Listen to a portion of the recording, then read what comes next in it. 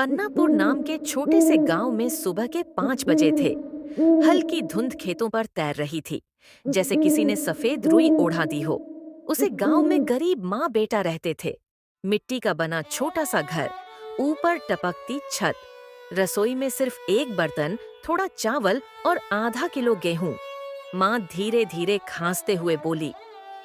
अरे अमन, उठ बेटा, स्कूल नहीं जाना क्या? अमन बिस्तर पर करवट बदलते हुए नींद में बोला। हाँ माँ, उठ गया। बस 2 मिनट। 2 मिनट नहीं, सूरज सिर पर चढ़ जाएगा। चल पहले कुछ खा ले। अमन उठता है, चेहरे पर थकान साफ दिखती है। वो रसोई में जाकर देखता है।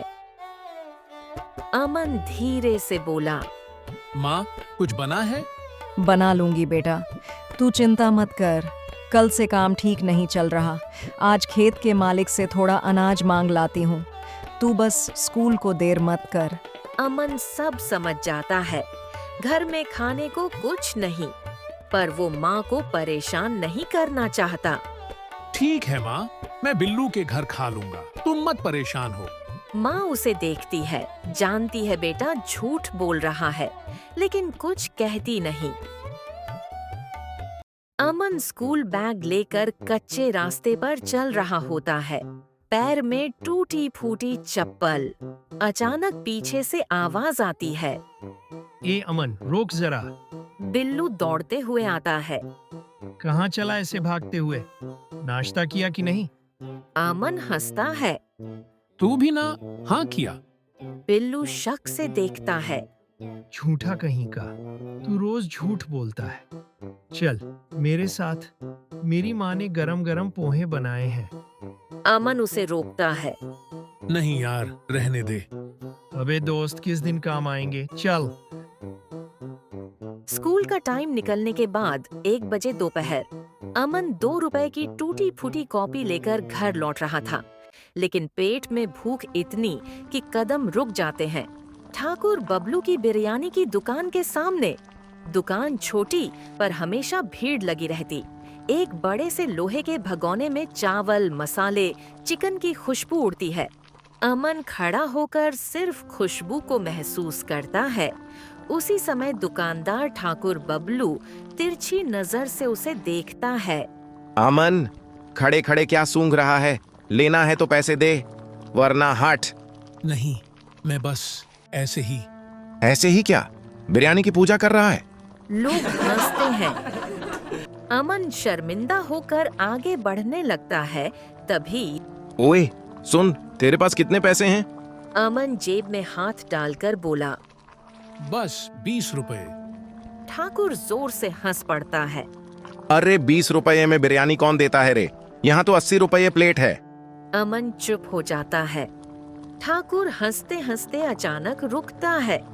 चल दे 20 रुपए, मैं तुझे आधी प्लेट दे दूंगा, किसी और को मत बताना। अमन की आंखें चमक उठती हैं। सच में ठाकुर चाचा? हाँ हाँ, चल रुक। ठाकुर आधी प्लेट से भी छोटी एक कटोरी निकालता है। 2 चम्मच बिरयानी डालता है, बस 2 चम्मच। अमन देखता है, पर फिर भी खुश हो जाता है। धन्यवाद चाचा। बस बस, चल हट अब, भीड़ मत कर। अमन कटोरी लेकर पेड़ के नीचे बैठता है। 2 चम्मच बिरयानी, लेकिन उसके लिए त्योहार जैसा दिन। वो एक एक दाना चखता है।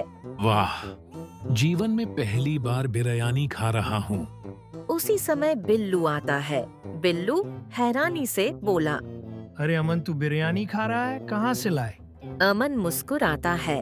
हाँ, 20 रुपए में मिल गई। बिल्लू गुस्से से दुकानदार को देखता है। 20 रुपए में बस इतनी सी? ये तो लूट है। अमन उसे चुप कराता है। छोड़ना, पहली बार खा रहा हूँ, अच्छा लग रहा है। दोनों दोस्त पेड़ के नीचे बैठकर लंबी बातें करते हैं और अमन अपनी बिरयानी खत्म करता है जैसे कोई जीवन का सबसे अनमोल पल हो। शाम को अमन घर पहुंचता है। माँ बीमार हालत में लेटी होती है। अमन खाना बना दिया है, तू खा ले। पहले आप खाइए माँ। माँ धीरे से बोली। बेटा, घर में बस एक रोटी बची है, तू खा ले, मैं कल खा लूंगी। अमन के अंदर कुछ टूट जाता है। दिन में उसने 20 रुपए बिरयानी पर खर्च कर दिए और माँ के पास रात के लिए भी रोटी नहीं। उसकी आंखें भर आती हैं। माँ, मैं बड़ा हो जाऊं ना, तब मैं आपको दुनिया की सबसे अच्छी बिरयानी खिलाऊंगा। बस देखती जाना। माँ के आंखों से आंसू टपकने लगते हैं। यहीं से असली कहानी शुरू होती है।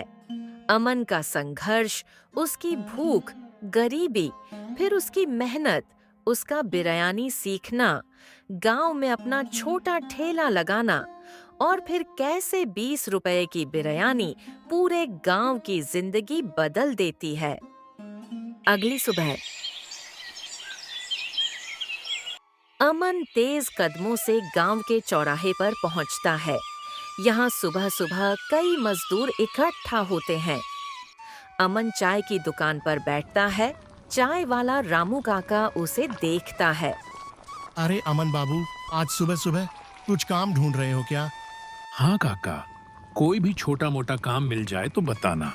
इतने में मुखिया हरिदयाल अपने 2 आदमियों के साथ वहाँ आता है। सभी खड़े हो जाते हैं। काम चाहिए? खेत में मजदूर कम पड़ रहे हैं, दिन के 120 रुपये मिलेंगे। अमन झट से खड़ा होता है। हाँ मुखिया जी, मैं कर लूंगा काम। मुखिया उसे ऊपर से नीचे तक देखकर बोलता है। अरे तू तो पढ़ता है ना, ये खेत का काम कठिन होता है। कर लूंगा मुखिया जी, मुझे पैसों की जरूरत है। मुखिया कुछ पल सोचता है। ठीक है, कल सुबह 6 बजे आ जाना। अमन खुश हो जाता है, लेकिन उसी समय बिल्लू आता है हांफते हुए। अरे अमन, मैं तुझे कब से ढूंढ रहा हूँ। क्यों, क्या हुआ? कुछ नहीं, चल स्कूल चलते हैं। अमन शर्मिंदा होकर कहता है। यार, आज स्कूल नहीं जाऊंगा, घर की हालत ठीक नहीं है। बिल्लू दुखी होकर अपने दोस्त को देखता है। एक दिन स्कूल मिस करेगा तो दुनिया नहीं टूट जाएगी, लेकिन तू ऐसे भूखा रहकर काम करेगा तो गिर जाएगा। अबे, मैं अमन हूँ, मैं नहीं गिरता। थोड़ी देर बाद अमन घर के लिए निकलता है। अमन जाते जाते ठाकुर बबलू की बिरयानी दुकान के पास रुकता है। दुकान पर भीड़ लगी है। बबलू बड़े झटकों से बिरयानी हिला रहा है। मसालों की भाप सीधी अमन के चेहरे पर आ रही है। वह उसे देखता है। उसे याद आता है कि कल 20 रुपए में सिर्फ 2 चम्मच मिली थी। अगर कभी बिरयानी बनाना सीख जाऊं तो 20 रुपए में पूरी प्लेट दूंगा, ताकि कोई भूखा न रहे। उसी समय ठाकुर उसे देख लेता है। ओए, क्या घूर रहा है फिर से? पैसे नहीं है तो खड़ा भी मत हुआ कर यहाँ। दुकान पर बैठे लोग हंसते हैं। अरे ठाकुर, ये लड़का तो हर दिन तेरी बिरयानी सूंघने आता है। इसे तो हवा से ही पेट भर जाता होगा। सब हंसते हैं। अमन का चेहरा लाल हो जाता है, आंखें नम, पर गुस्सा अंदर दबा हुआ। अमन धीरे से बोला। चाचा, मैं मजाक उड़ाने नहीं आता, बस खुशबू अच्छी लगती है। ठाकुर ताना मारता है। खुशबू से पेट नहीं भरता अमन, पैसा लाओ तब मिलेगा। अमन चुप होकर चला जाता है, लेकिन उसके कदम अब भारी हैं। दिल में आग जल चुकी है। अमन घर आता है। अंधेरा छाते ही कच्ची झोपड़ी के अंदर सिर्फ एक मिट्टी का दिया जल रहा है।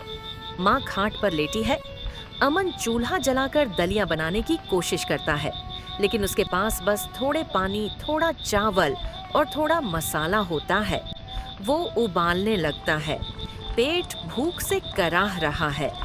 उसके सिर में एक ही बात आती है, एक दिन मैं भी बिरयानी बनाऊंगा, सबसे अच्छी, सबसे सस्ती। माँ धीरे से आवाज देती है। अमन, कुछ खाया तूने? हाँ माँ, स्कूल में खाया था। मेरे लिए बचा है क्या?